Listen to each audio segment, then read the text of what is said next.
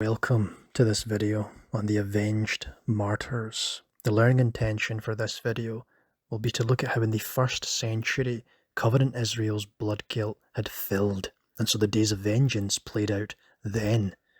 A key text in this study is Matthew 23 verse 29 to 36. The significance of this verse cannot be missed, so let's immerse ourselves in the details. Matthew 23 is something of a deciphering key because it details the filling up of the measure of guilt. Jesus accuses them of continuing the murderous legacy of their ancestors, culminating in their own generation. The judgment on this generation. Jesus explicitly states that the judgment for all the righteous bloodshed will come upon this generation, indicating an imminent fulfillment, and it has that connection to the martyrs. The mention of the righteous blood connects to the broader biblical theme of divine vengeance for the blood of the martyrs, aligning with the passage in Revelation about the martyrs seeking justice. Revelation 6 and Revelation 20 are where we learn of the martyrs. We see that they are asked to wait a little longer until the full number of their fellow servants, their brothers and sisters, were killed just as they have been. And we also read that they came to life and reigned with Christ 1,000 years.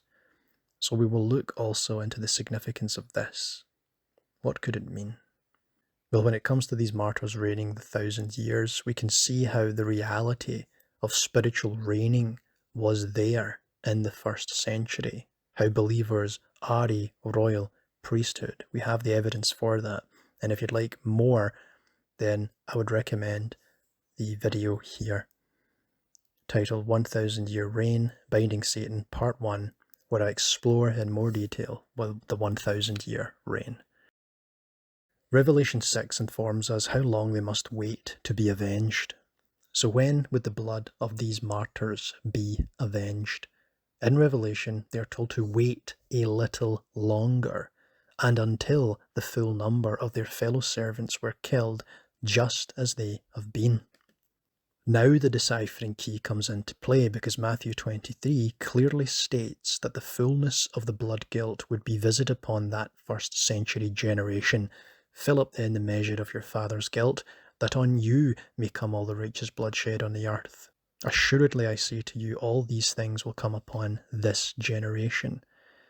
So Revelation 6, we have until the full number of their fellow servants were killed. Matthew 23, we read, fill up the measure of your father's guilt. So what will you do with this? What do we do with this? We conform to the truth. We follow the truth of the matter, what is being revealed.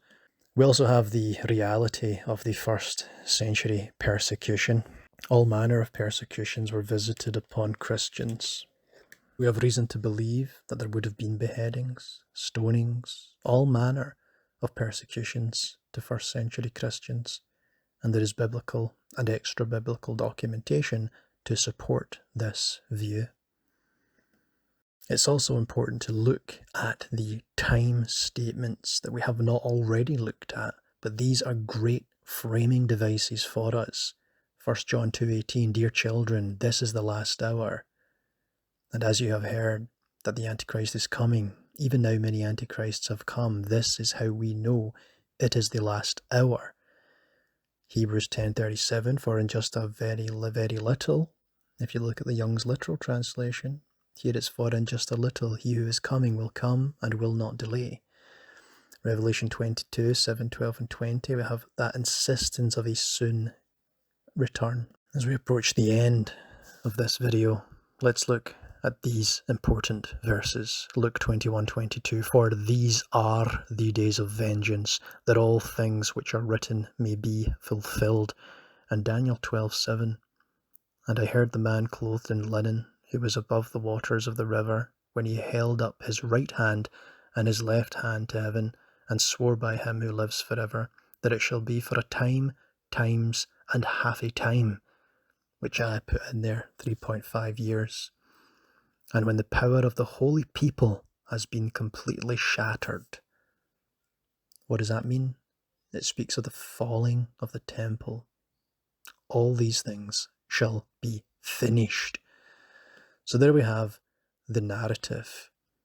So the narrative is clear. The martyrs were told to wait until the 1st century Antichrist establishment, by which I mean covenant Israel, and the degree to which the Roman Empire was also incorporated into the persecution of the saints.